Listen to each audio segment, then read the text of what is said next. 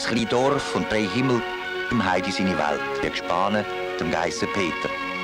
Heidi sein Grossvater wird vom bekannten Darsteller Heiri Gretler gespielt. Eine Tante stört den Frieden von dieser kleinen Welt. Das Bergkind soll aus seiner natürlichen Umgebung gezehrt und in die Stadt verpflanzt werden. Bin ich dann heute Abend wieder zu Hause? Wozu denn? Sonst sucht mich doch der Großvater.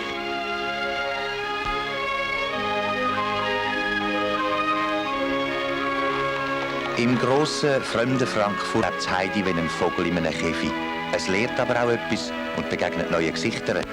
Da ist der immer beschäftigte Herr Sesemann, Willi Birgel, die Clara, die gelähmte Tochter von Sesemanns, die Günther, die streng Gouvernante Fräulein Rottenmeier, Anita May, der nett und freundliche Doktor, der Karl Wehry und der lustige Diener, der Theo Lingen.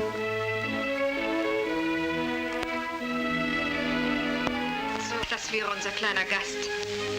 Guten Abend, Frau Gnädige. Grüß dich Gott.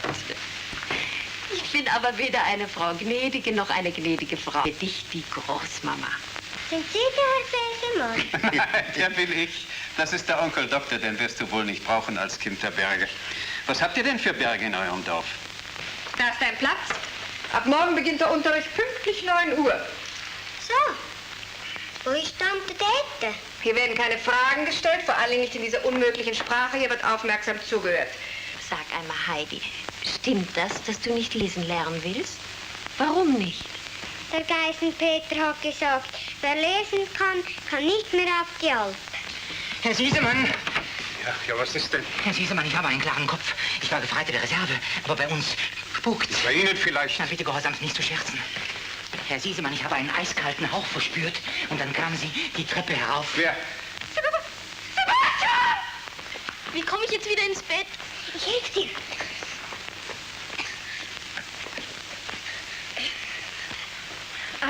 Komm hierher.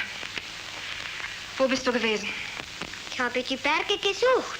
Die Berge? Und dass ihr es nur gleich wisst, wenn es doch so weit ist, ich will heute wieder heim. Was?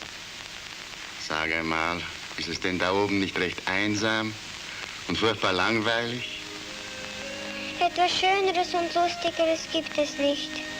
So. Kann sich Heidi in dieser fremden Welt einleben? Im Herz vom Kind ist immer noch die Erinnerung an die klare Luft der Berge, an den Geruch der Tannenbäume geblieben. Das Heidi träumt voll Sehnsucht von dieser Zeit, wo es mit dem Großvater zusammen glücklich war. Von diesen Tagen voll Freiheit und von den zutraulichen Tieren von daheim. Von den Streifzügen über wilde Wasser zusammen mit dem Geissen-Peter und vom See, wo sich die Gipfel der Schweizer Berge drin spiegeln. Heimweh. Welches Kind kennt das nicht? Heimweh. Welches Erwachsene hat noch nie darunter gelitten? Sieht echt das Heidi seine Berge wieder? Hört echt wieder einmal den Klang der Glocke oder einen lustigen Jodler?